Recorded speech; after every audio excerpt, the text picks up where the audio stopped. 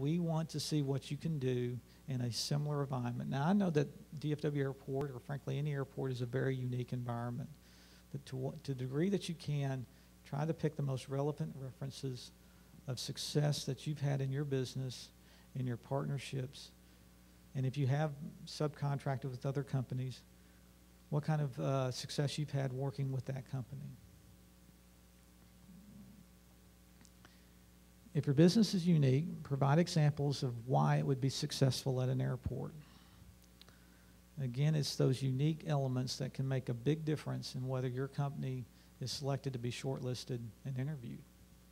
So, we want to see your unique approach in an airport environment and why you think your business, your strategy, the type of products or the type of food service that you're going to offer will work best at DFW Airport. Proofread the language in the figures. Again, I said it earlier, proofread. When you see mistakes in proposals, it does make an impression upon your company. If your figures are not correct, that does make an impression upon the airport evaluation team that maybe you're not careful enough. I mean, put yourself in our shoes. What would you think? So be sure to proofread your proposals. I see proposals with spelling errors, word uses errors, figures that are incorrect. And typically, if that's a bid, I have to reject the bid. In this case, it could result in having your proposal downscored. So keep errors to a minimum. Do what you can do to proofread. And one other area that I often see is that sometimes people will use spell check. And while the word is spelled right, the word usage is wrong.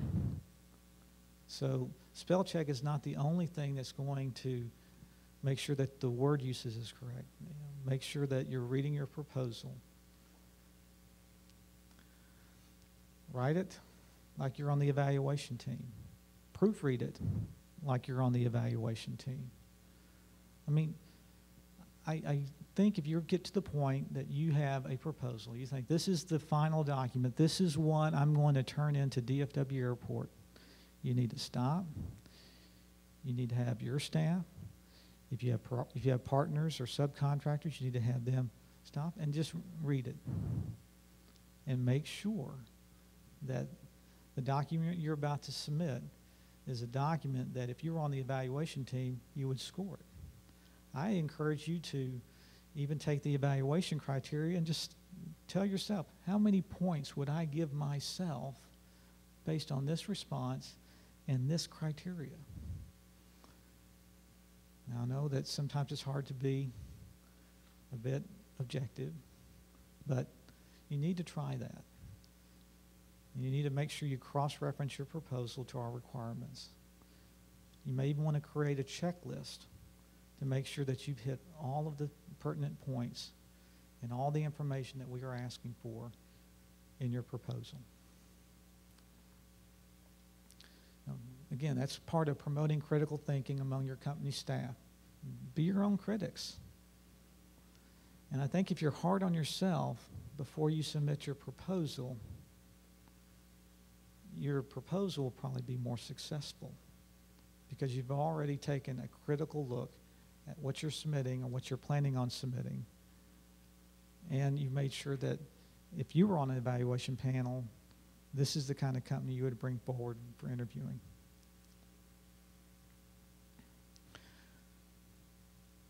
Again, present your business approach detailing specific benefits. We want to know the benefits, not only to this DFW Airport. Again, it's very important that those benefits do come to DFW Airport. We are a business. We want to make a profit. But we also want to make sure we're dealing with companies that are going to make a profit as well. Successful companies pay their bills on time. They pay their rents on time. And so we want to make sure that the business model you're providing to us is credible. That it not only means that we will get the revenue that we're expected to get after we've negotiated the deal, but that your company will remain viable and be able to provide a profitable business venture at DFW Airport. After all, if you're not making a profit, you probably can't pay us.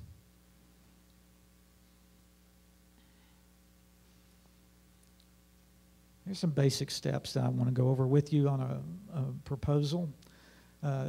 Conform your proposal to the minimum requirements. You've got to at least meet the minimum requirements. If you don't meet them, then you really have no business proposing. I hate to sound, that sounds kind of harsh, but that's just the truth. If you don't meet the minimum requirements, then your proposal will not be considered. I'd rather be honest with you about it up front than to tell you after the fact, oh, well, you didn't meet a minimum requirement. So make sure that you are meeting the minimum requirements.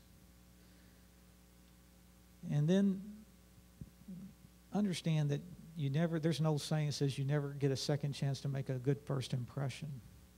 Your proposal is the first impression we will get about your business, plain and simple. It is essentially, it's the handshake that there you go. Yeah. Well, no, it is essentially it's that first impression you get of somebody. It's the handshake, it's the smile, it's the impression you get of somebody when you first meet them. This is the first chance we're going to have an opportunity to meet your company. So your proposal needs to make a great first impression. And while proposals are negotiable, a competitive and responsive proposal is necessary to get to the next phase. Sometimes I hear people say, you know what, I don't want to give away all of my advantages in my first proposal. I don't want to lay out all my cards, if you will, and let you know what I'm going to provide to you. Well, if you don't lay out all your cards, you may not get to the second stage. And so we need to have your very best approach, your very best revenue plan, your very best concessions concept up front so that we know whether or not we want you to go to the next step. So don't hold anything back. We want to see it all. And again, we can negotiate elements of any proposal. But you can't get to that next stage of negotiation if you don't get past that first impression. It's also very important to avoid doing any exceptions, conditions, qualifiers to your proposals that are not compliant with the stated requirements of the concession or service objectives. From time to time, I see proposals come in, and usually this is big corporations do this quite a bit. We have our basic requirements, and then they have a page and it states all these exceptions. Well, we're not going to meet this insurance requirement. Well, we're not going to do this bonding, or we're not going to meet this other technical or performance requirement. And when you say no to a potential client, that client's likely to say no right back to you. And that's why it's very important that if you have a concern or an issue with something stated in the request for proposal, tell us before the question and answer deadline. Again, we will consider whatever concern you have, and we will, if we deem it to be in the best interest of the airport, consider making the modification you've requested. That's a much better process. So, be sure to avoid any kind of exceptions, conditions, or qualifiers. Step two is you have a conforming proposals will receive further evaluation. Basically, if your proposal conforms, your company, its partners and subcontractors may be invited for an interview session so that we have a better understanding of your concession concept and how it will benefit the airport board as well as your company. Step three, proposals will be shortlisted for interviews and reevaluation. We'll have many interviews, so please be flexible and accommodating with your schedule. As I mentioned earlier, we're trying to get a dozen people at one time to meet and to interview. It's a very challenging thing to do. So please be flexible with your schedules and work with us if we set up interview sessions, and if your company is selected for further interviewing consideration. Prepare visual aids that enhance your concessions concepts in an airport environment. I mean, let's face it, they say a picture, that saying is a picture is worth 1,000 words? Well, come in prepared to visually show us how your concept works within the DFW airport. You may want to show us some designs. You may want to show us some other information.